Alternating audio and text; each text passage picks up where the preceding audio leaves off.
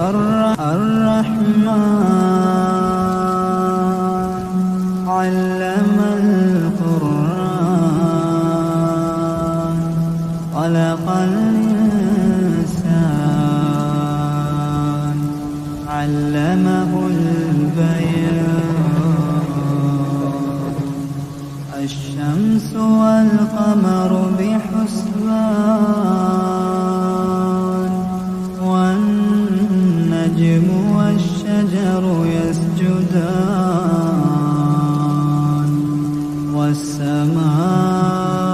والسماء رفعها ووضع الميزان ألا تطغوا في الميزان وأقيموا الوزن بالقسط ولا تخسروا الميزان والأرض وضعها للأنام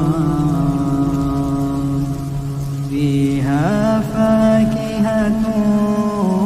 والنخل ذات الأكمام والحب ذو العصف والريحان فبأي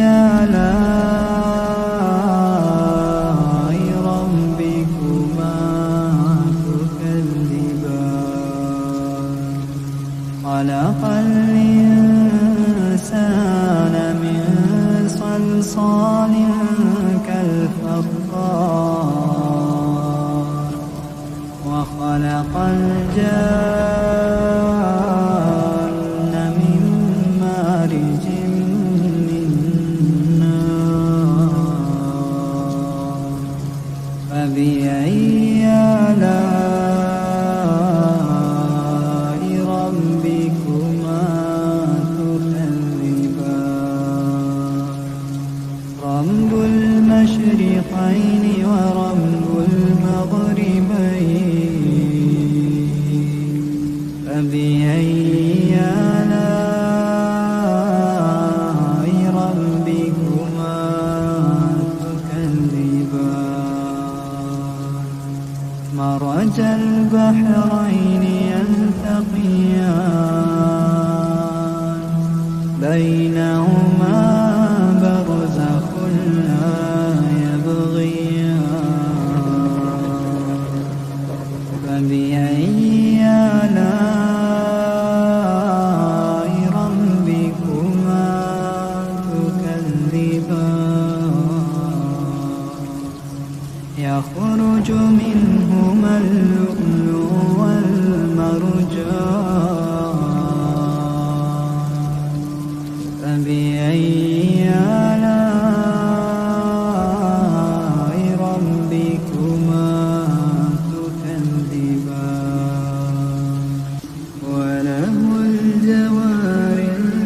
المنشآت في البحر كالأعلام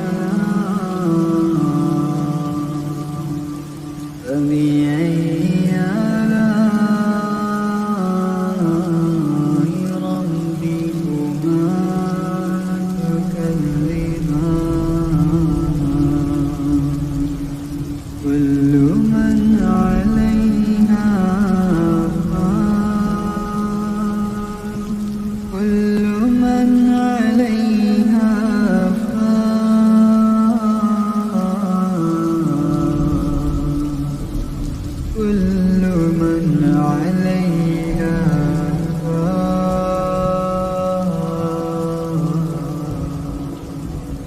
ويبقى وجه ربك ذو الجلال والإكرام فبأي آلاء ربكما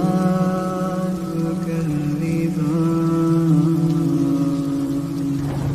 يسأله ما في السماوات والأرض كل يوم هو في شأن فبأي